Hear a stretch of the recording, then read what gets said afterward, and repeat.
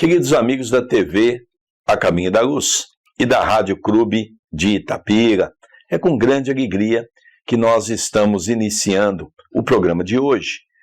Hoje nós vamos falar um pouquinho sobre as trevas, como André Luiz descreve para nós, à luz dos benfeitores espirituais, o que é as trevas. É verdade que nós já vimos isso no começo do livro, mas ele vai dar uma ênfase um pouco maior neste item. Mas antes, tudo bem com você, André Luiz?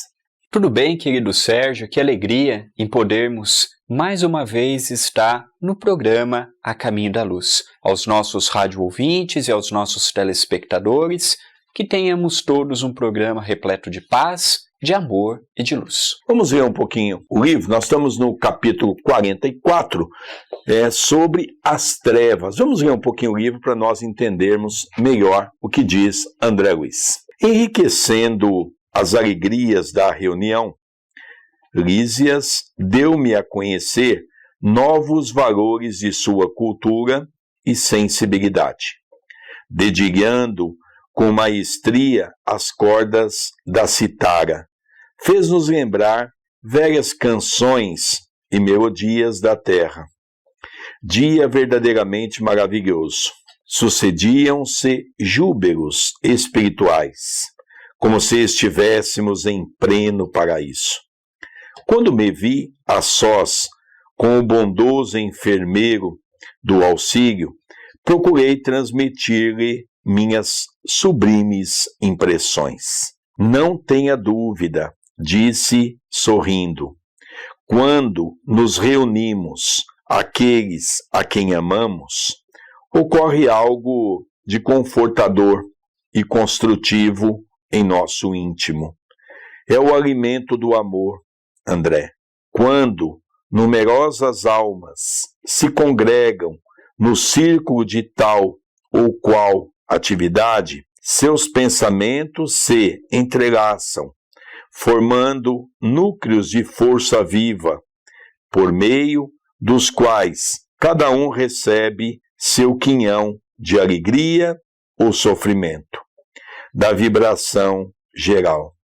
É por essa razão que no planeta o problema do ambiente é sempre fator ponderável no caminho de cada homem. Cada criatura viverá daquilo que cultiva. Quem se oferece diariamente à tristeza, nela se movimentará. Quem enaltece a enfermidade, sofrer-lhe-á o dano. Eu acredito, André, que aqui dá para nós fazermos uma pequena pausa, porque tem alguns pontos importantes que deva ser analisado, até mesmo em questão de tempo, de espaço e de compromisso. Relembremos que essa obra foi escrita e publicada em 1944. Vamos relembrar também que naquela época havia na condição de divertimento poucas coisas. E era muito comum nas classes médias altas, a música era um instrumento que ajudava muito a formar o ambiente das casas, né? Então esse instrumento que ele menciona no começo é como se fosse ali uma harpa, um som bastante idêntico à harpa, mas um som muito bonito, que faz um ambiente muito singelo. E ele faz também, André, até para nós podermos reflexionar um pouco sobre as nossas ideias, no final dessa leitura, ele diz que o ambiente estava agradável. Mas Lísias diz a ele que o ambiente quem faz somos nós. Somos nós os grandes responsáveis de criar o ambiente pela qual nós nos encontramos. É assim mesmo, André Luiz? Com certeza. Nós começamos a observar, querido Sérgio, queridos telespectadores, rádio ouvintes, que André Luiz, além de trazer um pouco da sua vida no mundo espiritual, das suas amizades, mostra também como é que é a vida social do espírito que já não tem mais o corpo físico. Nós notamos que a vida dele continua naturalmente com as conversas, com as músicas, com os divertimentos, como, por exemplo, nós termos um bom diálogo com um amigo ou uma amiga querida. Então nós começamos a notar que a vida do espírito no mundo espiritual, ela continua naturalmente ao que nós encontramos aqui. Nós estamos falando de uma dimensão muito próxima da Terra, de espíritos que ainda têm muito que espiar e muito que provar. Nós não sabemos como é que é a vida, por exemplo, onde está nesse momento Chico Xavier, Dr. Bezerra de Menezes, professor Eurípides Barçanufo. Que dizer, por exemplo, da vida de Jesus? Porém, da vida no umbral fino, que é onde se encontra André Luiz, nós temos uma exatidão que a vida é muito similar, muito parecida com a que temos aqui, mostrando que a vida não dá salto ao passo que desencarnamos. Eu queria enaltecer, André, essa última frase que nós lemos, porque eu acredito que dá para fazer uma ampla reflexão do nosso dia a dia. Ele diz assim: quem se oferece diariamente à tristeza, nela se movimentará. Quem enaltece a enfermidade, sofrer-lhe-á o dano. É interessante essa frase que Lísias coloca a André Luiz, porque muitas pessoas dizem, eu sou triste. Mas por que você é triste? Já que a felicidade também se encontra em teu coração. Ah, eu tenho uma amargura. Por que você tem uma amargura? Porque você ainda é orgulhoso, é egoísta, não conseguiu digerir aquilo que pessoas fizeram a você. Então, eu sou muito doente, mas podemos viver com a doença e sermos felizes. Quando eu leio o currículo de Chico Xavier, o histórico de doença, eu começo a perceber o quanto Chico era doente, quantas doenças ele tinha, e não se via Chico reclamar. Chico sempre com alegria, sempre sorrindo. Então nós vamos chamar de estado de alma. O meu estado de alma é exatamente aquele que eu quero para a minha vida. E é isso que nós vamos viver o nosso dia a dia. Nós vamos, a cada momento da nossa vida, fazermos as reflexões. Por que eu tenho que ser feliz? Por que eu tenho que exercitar a caridade? Por que eu tenho que ser bom? O Evangelho tem a explicação sobre todos esses fatores. E é verdade. Às vezes a pessoa diz assim, André, mas eu estou doente. E a pessoa acaba colocando aquilo na cabeça e a doença acaba se instaurando naquela criatura. E de repente aquilo que era uma coisa simples acabou se agravando. Por quê? Porque é o meio que nós vivemos. É a força que eu dou para o meu pensamento. Pensamento é força, pensamento é vida, pensamento se materializa. Olha que interessante, André. Agora nós vamos ver uma explicação de Lísias sobre isso que eu julgo ser muito importante. Vamos ler um pouquinho mais? Observando-me a estranheza, concluiu, não há nisto mistério. É lei da vida, tanto nos esforços do bem, como nos movimentos do mal.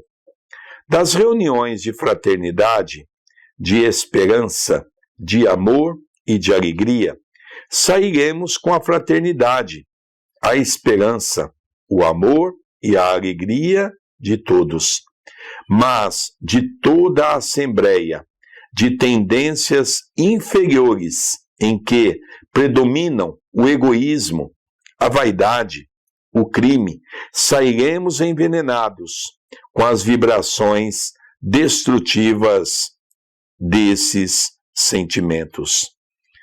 Tem razão, exclamei comovido. Vejo nisso igualmente os princípios que regem a vida nos lares humanos. Quando a compreensão recíproca, vivemos na antecâmara da ventura celeste.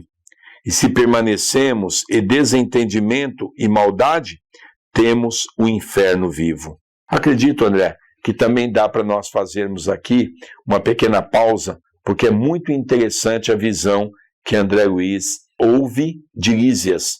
Porque Lísias diz assim, se você pensar negativamente, atrai o negativo.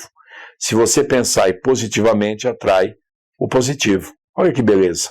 E nós notamos também, querido Sérgio, que nós vamos evoluindo ao passo que nós vamos despojando de nossas más tendências. Seja orgulho, seja vaidade, seja qualquer crime que nós cometemos para com a lei divina. Tudo que foge do amor, da bondade, do perdão, tudo que foge da caridade, nós estamos indo contrário às leis divinas. Portanto, estamos cometendo um crime. Então, nós só conseguiremos nos purificar o dia que nós começarmos a trabalhar assiduamente em torno do nosso evoluir, do nosso progredir. Era isso que o nosso querido Chico tanto dizia quando uma pessoa ia até ele, perguntava qual que é a boa notícia, qual que é a novidade, é o Evangelho de Jesus. O Evangelho é um roteiro seguro, porque o Chico dizia que a nossa evolução deva se iniciar na manjedoura e terminar na cruz, como Jesus fez, com sacrifício, com renúncia, com amor. Então esse é o nosso caminho. Aquele que quer colher da vida os frutos como elogio, como o fato do mundo aplaudir os nossos acertos, ainda não estamos nesta era. Vivemos numa era muito atrasada e é até bom que assim não seja, para que não deixemos o homem velho novamente aflorar dentro de nós. Eu estava pensando aqui, André, há em nossas palestras uma história que se fala no movimento espírita sobre o alpinista. Ele estava escalando uma montanha e a noite veio e ele teve muitas dificuldades. Veio as intempéries do tempo, o vento, a chuva, e ele estava quase no cume quando então a corda se rebentou, uma das cordas. E ele então se despencou daquela montanha, vindo parar num lugar que ele não sabia onde estava, apenas preso por uma corda. E ele então ouviu uma voz dizendo: corte a corda. E ele então ficou com muito medo, não quis cortar a corda. A voz lhe dizia: corte a corda. Mas ele não o fez. A noite foi se adentrando cada vez mais, o frio cada vez mais intenso. Ele não estava tão preparado com referência às roupas equivalente à madrugada, era um frio escaldante. E de repente, quando pela manhã foram buscar o alpinista e descobriram que o alpinista estava morto a mais ou menos 2 palmos da terra. Se ele ouvisse a voz, se ele ouvisse aquilo que os Espíritos haviam lhe dito no íntimo da alma, ele teria sobrevivido. Assim somos nós, é o nosso pensamento. Precisamos ter um pensamento melhor. Por exemplo, estamos vivendo um momento difícil? Estamos. Mas se eu começar a dizer da crise, a dizer que está difícil, tudo ficará mais difícil. Se eu disser, eu vou me adequar à crise, e eu vou me adaptar a essa crise, e eu vou continuar vivendo a minha vida feliz, eu vou ser feliz. A questão da crise, você pode ter a tristeza e a alegria. A tristeza de achar que tudo está ruim, nada está bom. E o pior, você contamina as pessoas que estão ao seu lado com o seu pensamento negativo. Você irradia isso, exala pelo seu perispírito toda essa negatividade. Agora, se você se demonstrar confiante, aprender a conviver com aquilo que você tem, você vai ser feliz. As pessoas vão te perguntar, como é que você está? Você vai dizer, estou bem, graças a Deus. Então nós precisamos mudar o nosso vocabulário. Como diz aqui Lísias para André Luiz, nós temos que ser mais otimista, amar, sermos esperançosos, acreditar no amanhã, saber que tudo é passageiro, saber que tudo que nós passamos aqui tem um porquê. Quando assim começo a encarar aquilo que a doutrina espírita nos ensina, eu passo a ser uma criatura mais feliz. Vamos continuar um pouco mais o comentário de Lísias e André Luiz. Lísias teve uma expressão de bom humor, confirmando a sorrir. Foi então que me lembrei de interpelá-lo sobre uma coisa que, de algumas horas, me torturava a mente. Referira-se o governador, quando nos dirigiu a palavra aos círculos da terra, do umbral e das trevas, mas francamente não tinha eu, até então, qualquer notícia deste último plano. Não seria a região trevosa, o próprio umbral, onde viverá por minha vez em sombras densas, durante anos consecutivos? Não via nas câmaras numerosos desequilibrados e doentes, de toda a espécie, procedentes das zonas umbralinas? Recordando que Lísias me dera esclarecimentos tão valiosos da minha própria situação. No início da minha experiência em nosso lar, confiei-lhe minhas dúvidas íntimas, expondo-lhe a perplexidade em que me encontrava. Ele esboçou uma fisionomia bastante significativa e falou: chamamos trevas as regiões mais inferiores que conhecemos. Considere as criaturas como itinerantes da vida. Alguns poucos seguem resolutos, visando ao objetivo essencial da jornada. São os espíritos nobilíssimos, que descobriram a essência divina em si mesmos, marchando para o alvo sublime sem vacilações. A maioria, no entanto, estaciona. Temos, então, a multidão de almas que demoram séculos e séculos, recapturando experiências. Os primeiros seguem por linhas retas, os segundos caminham descrevendo grandes curvas. Nessa movimentação, repetindo marchas e refazendo velhos esforços. Ficam à mercê de inúmeras vicissitudes. Assim é que muitos costumam perder-se em plena floresta da vida, perturbados no labirinto que tracejam para os próprios pés. Classificam-se aí os milhões de seres que perambulam no umbral. Outros, preferindo caminhar às escuras pela preocupação egoística que os observe, costumam cair em precipícios, estacionando no fundo do abismo por tempo indeterminado. Compreendeu? Nesta parte significativa, nós observamos um dos maiores atributos que Deus concede a nós, humanidade, a nós, os seus filhos, que é o livre-arbítrio. Esses espíritos que momentaneamente se encontram nas trevas, porque ontem erraram muito, e a sua consciência e os seus atos foram totalmente voltados para o equívoco espiritual, moral, nós notamos que Deus, na condição de Pai e magnânimo, Ele permite quantas oportunidades for necessário. Se tem uma coisa que Deus tem em abundância, é paciência para conosco. Agora, é verdade também que o planeta não pode ficar à mercê do nosso atraso. Nós vemos, por exemplo, que na atualidade nós estamos passando por um momento de transição planetária.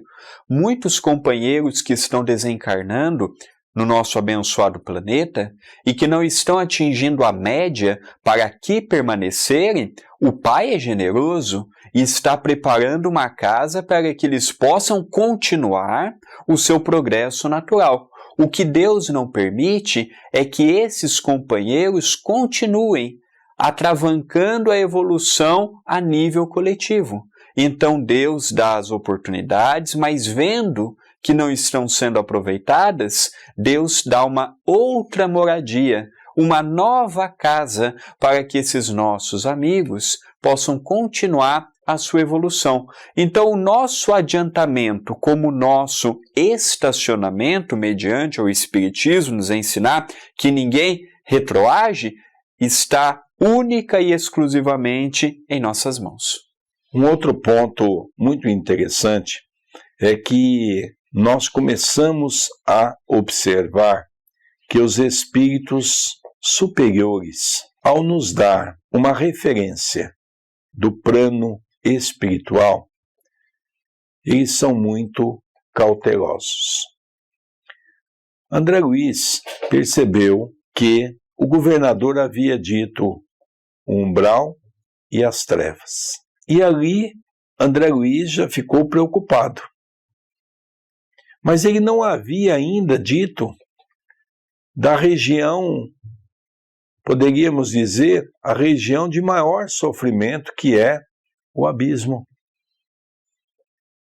André Luiz ainda não ouviu falar do abismo. Ouviu falar das trevas e do umbral. Então nós sabemos que estamos na crosta, que é a terceira dimensão. Então como funciona isso? A última dimensão nós vamos chamar de abismo. A penúltima nós vamos chamar de trevas. A antepenúltima, que é a terceira, da crosta, aonde nós nos encontramos encarnados. Uma outra dimensão muito perto de nós, também fazendo parte do mundo espiritual, nós vamos chamar de umbral. Depois nós temos a música, a arte, a filosofia, a quinta, e depois mais duas que são duas superiores.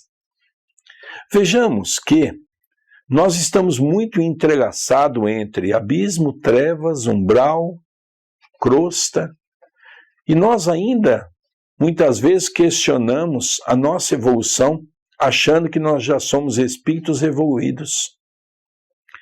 Olha que interessante, André Luiz descreve, num determinado momento, que a sua mãe estava numa dimensão superior. Ora, se ela estava numa dimensão superior ao umbral, ela estava, então, na quinta dimensão, da arte, da música, da filosofia. André Luiz estava no umbral. O pai de André Luiz ficou ele sabendo que estava nas trevas.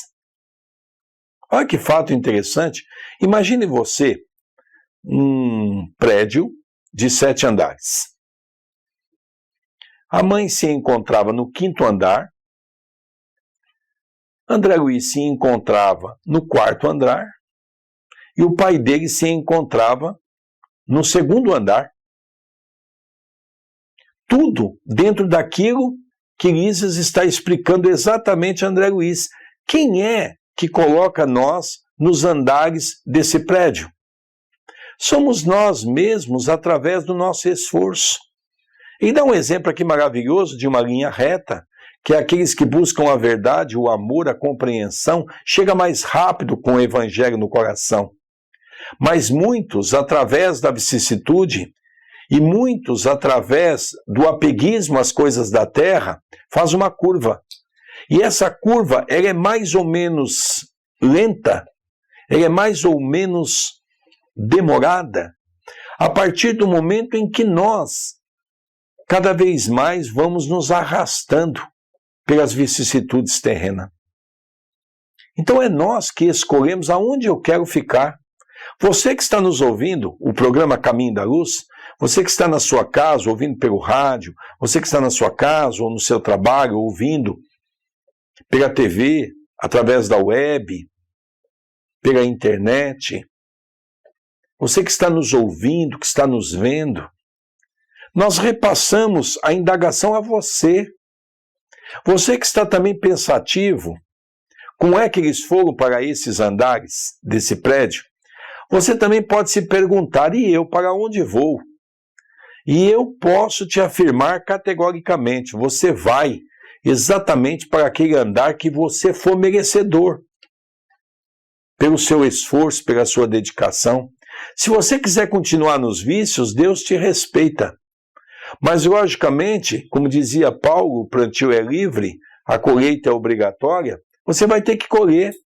Se você partir por um caminho mais difícil, que é a porta estreita, que é a porta da dificuldade, que é a porta do trabalho, do esforço, da dedicação, da renúncia, você vai chegar mais perto. Primeiro precisamos saber o que é o sentido da vida. Precisamos saber aonde é a verdadeira felicidade, onde ela se encontra, em que estágio, em que dimensão, em que lugar. Precisamos conhecer. Eu tenho falado para o André Luiz que eu comecei um trabalho de estudo já há 3 meses nas revistas espíritas, de Allan Kardec. E antigamente as pessoas perguntavam assim, qual é o livro que você indica? Então nós indicávamos o Evangelho segundo o Espiritismo, para lermos de ponta a ponta.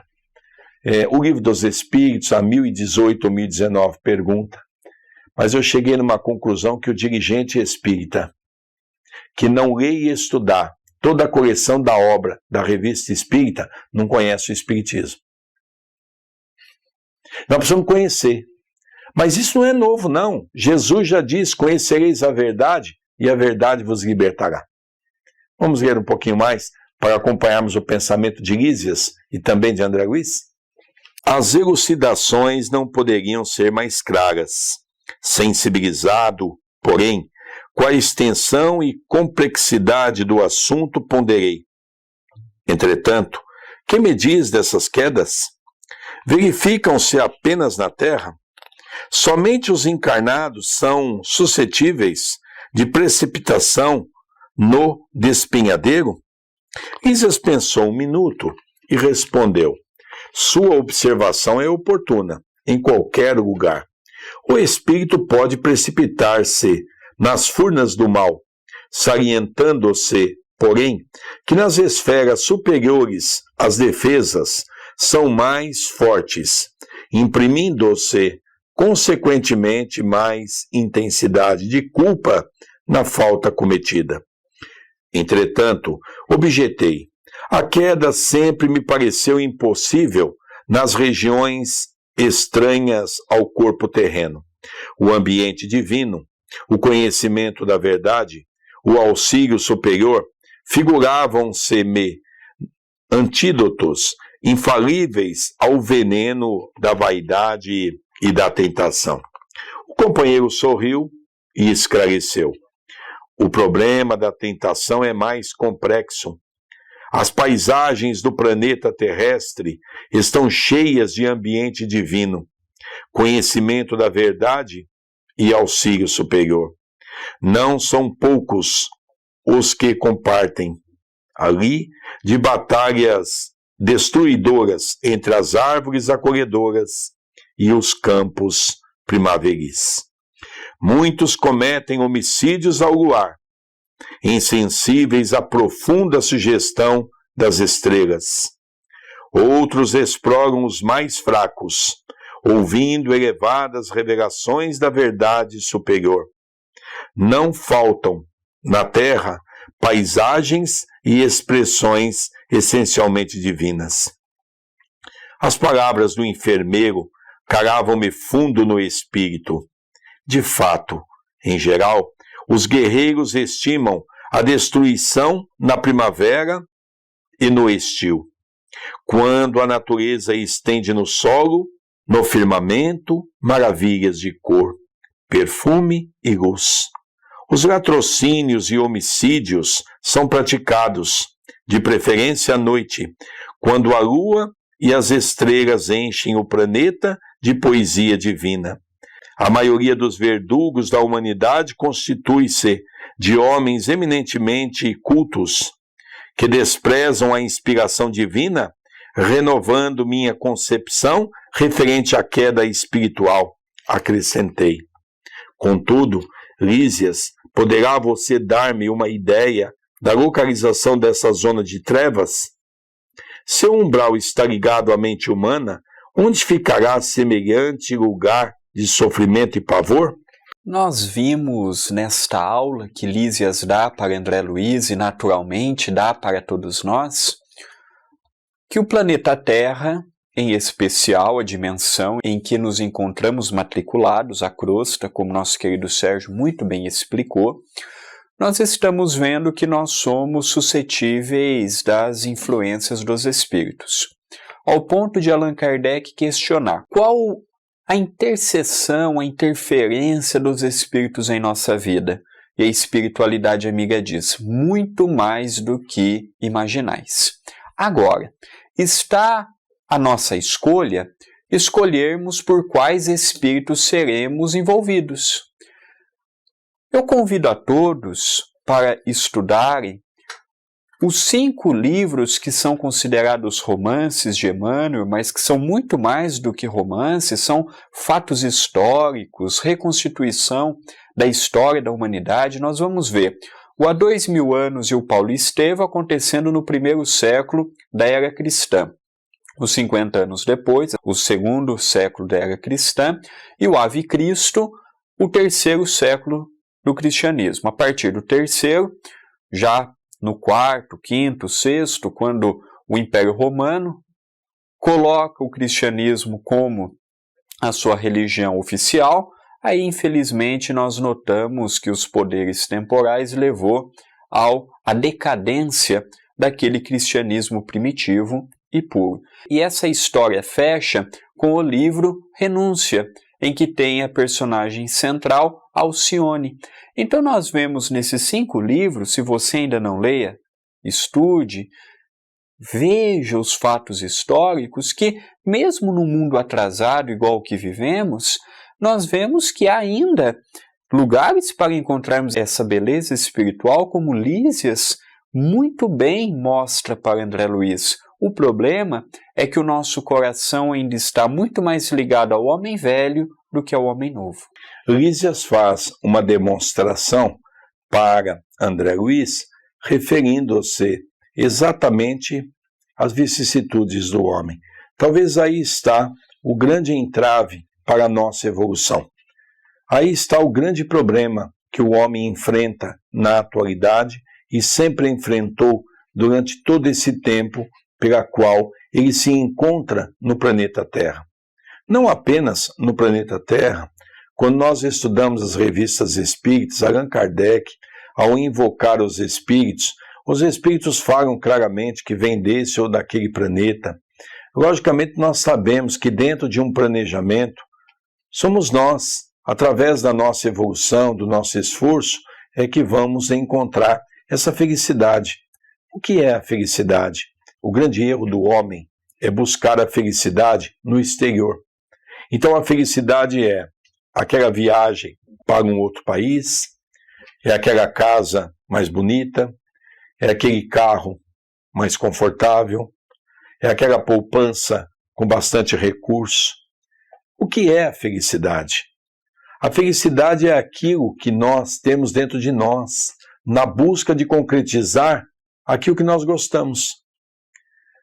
Chico Xavier dizia que a verdadeira felicidade para ele era ajudar os pobres, os necessitados, levar uma palavra de socorro ao aflito, dar um abraço naquele que estava desesperançado. Então, o que é a felicidade? São os nossos olhos que podem enxergar a felicidade de acordo com aquilo que nós emitimos do nosso espírito, do nosso coração. Vamos ver um pouco mais o pensamento de Lísias, juntamente de André Luiz? Há esferas de vida em toda parte. Disse ele solícito. O vácuo sempre há de ser mera imagem literária. Em tudo há energias viventes e cada espécie de seres funciona em determinada zona da vida. Depois de pequeno intervalo em que me pareceu meditar profundamente, continuou.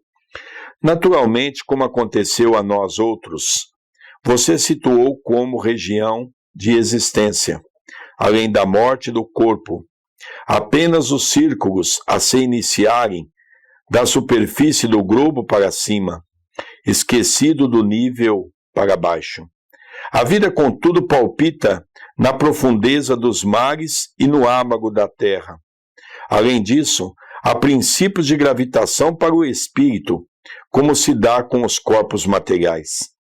A terra não é somente o campo que podemos ferir ou menosprezar a nosso bel prazer.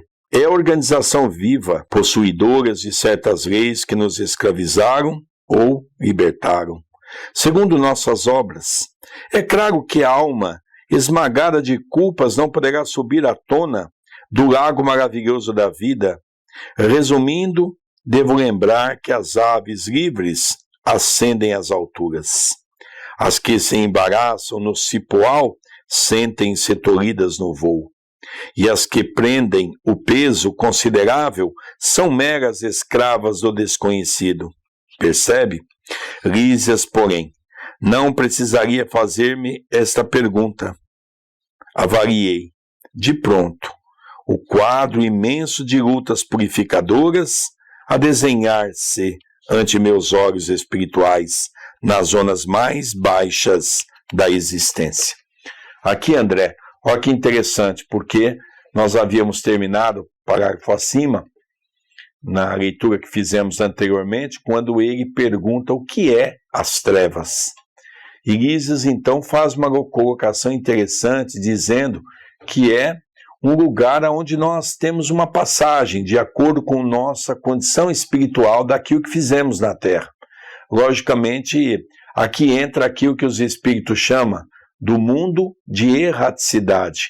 É aquele mundo que nós vamos, então, vivenciar o nosso erro, os nossos vícios, as nossas mazelas. É interessante porque até o advento do Espiritismo, nós tínhamos uma limitação muito grande de compreendermos que a casa do Pai era tão vasta, porque Jesus apenas disse para crermos em Deus, crermos nele, e antes de crermos em Deus era para não turbar o nosso coração.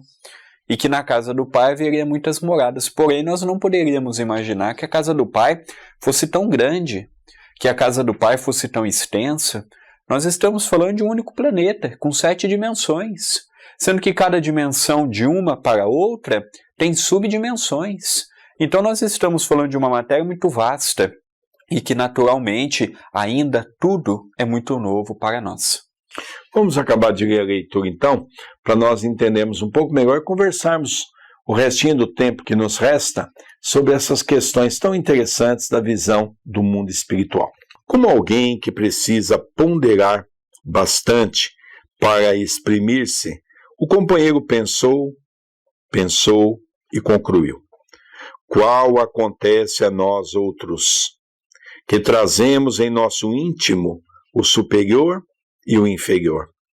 Também o planeta traz em si expressões altas e baixas, com que corrige o culpado e dá passagem ao triunfador para a vida eterna. Você sabe, como médico humano, que há elementos no cérebro do homem que lhe presidem o senso diretivo. Hoje, porém, reconhece que esses elementos não são propriamente físicos, e sim espirituais. Na essência, quem estime viver exclusivamente nas sombras, embotará o sentido divino da direção. Não será demais, portanto, que se precipite nas trevas, porque o abismo atrai o abismo, e cada um de nós chegará ao local para onde esteja dirigindo os próprios passos. Olha que interessante. Livre-arbítrio é a escolha. Nós vamos escolher conforme o que estamos plantando, segundo Paulo. O mundo espiritual tem as suas localidades bonitas, como todos os espíritas que lê o livro de Nosso Lar têm o sonho de, quando desencarnar, ir para Nosso Lar, ou para uma cidade parecida com a de Nosso Lar. Mas para chegarmos lá, temos que trabalhar. E é como ele fala aqui, qual acontece a nós outros. Trazemos em nosso íntimo o superior e o inferior. A escolha está em nós.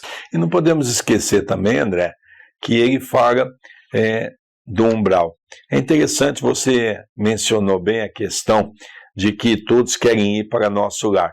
Mas é interessante, nós não podemos esquecer que nosso lar faz parte do umbral. E nós, se perguntarmos às pessoas que queremos ir para o umbral, ninguém quer ir para o umbral. Logicamente, eles estão numa região mais fina, uma região mais, poderíamos dizer, espiritualizada, né? Mas não deixa de ser na dimensão do umbral, na dimensão umbralina. Não são espíritos que atingiram a angelitude, são espíritos que estão compreendendo a verdade. São espíritos que estão tentando trabalhar para se refazer, para se recompor, para tentar ministrar dentro de si a ideia de viver uma vida melhor. Poderíamos, André, resumir todo o estudo de hoje dizendo que ele se faz nas explicações do que é o mundo espiritual, e de que no mundo espiritual, cada um de nós vamos para aquele lugar colher aquilo que efetivamente nós plantamos na atual existência. Portanto, que possamos nos dias de hoje dar o nosso melhor, fazermos o melhor que pudermos, sem aquele senso de obrigatoriedade. Eu vou fazer porque segundo o que foi dito, se eu não fizer, não. Devemos fazer visando a nós mesmos. Porque fazer por obrigação, infelizmente, estaremos fazendo para tirar um peso de nossa consciência. Mas a partir do momento que fazermos o bem pelo bem e praticarmos a caridade pela caridade, nós vamos começar a ver que a vida tem sido muito generosa para conosco, que a vida tem sido muito grata para conosco, mesmo passando pelas dificuldades que estamos passando. Gostaria até de fazer um desafio para todos nós que estamos aí ouvindo ou assistindo essa programação. Qual é o desafio? Muitas vezes perguntamos: o que Deus reserva para mim para o amanhã? E na verdade essa pergunta é um equívoco. Não é Deus que reserva o futuro para nós. Somos nós que conquistamos o futuro para com Deus. É diferente.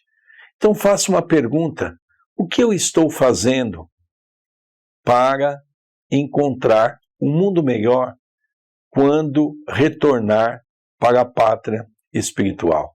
Essa é a pergunta que cada um de nós temos que fazer dentro do amar ao próximo, o perdão, conhecer o Evangelho, tentar viver o Evangelho, tentar sermos melhor dentro de nosso lar, tentarmos ser melhores na sociedade, tentarmos ser uma criatura mais fraterna. Então tudo isso depende de nós, não é Deus. Há um ditado que diz assim, André, que eu acho muito interessante: o futuro a Deus pertence. É um equívoco. O futuro a nós pertencemos. Porque Deus, a partir do momento que Ele nos criou e nos deu a inteligência, Ele colocou as regras da nossa evolução. E nós já sabemos qual é a regra. É o esforço, a dedicação. Ao futuro vai pertencer a nós, não é a Deus, pelo esforço e pela dedicação. André, nosso tempo está se encerrando. Gostaria que você desse, então, os nossos meios de comunicações para que as pessoas possam conversar conosco. Mande já a sua mensagem através do Facebook, procure por Sérgio Vilar, como está acompanhando em sua tela, e também procure por mim, André Luiz Chiarini Vilar, ou através dos nossos e-mails. O do nosso querido Sérgio é vilarsergio1@superig.com.br e o meu vilarandré2@yahoo.com.br. E não se esqueça, quer acompanhar os programas anteriores? Tem todos gratuitamente na programação da TV A Caminho da Luz e no canal do YouTube da TV A Caminho da Luz. Nós gostaríamos que você queira fazer um estudo desde o primeiro capítulo, que você deva então procurar no YouTube ou na página da TV A Caminho da Luz. Você vai estudar conosco esse livro maravilhoso de André Luiz.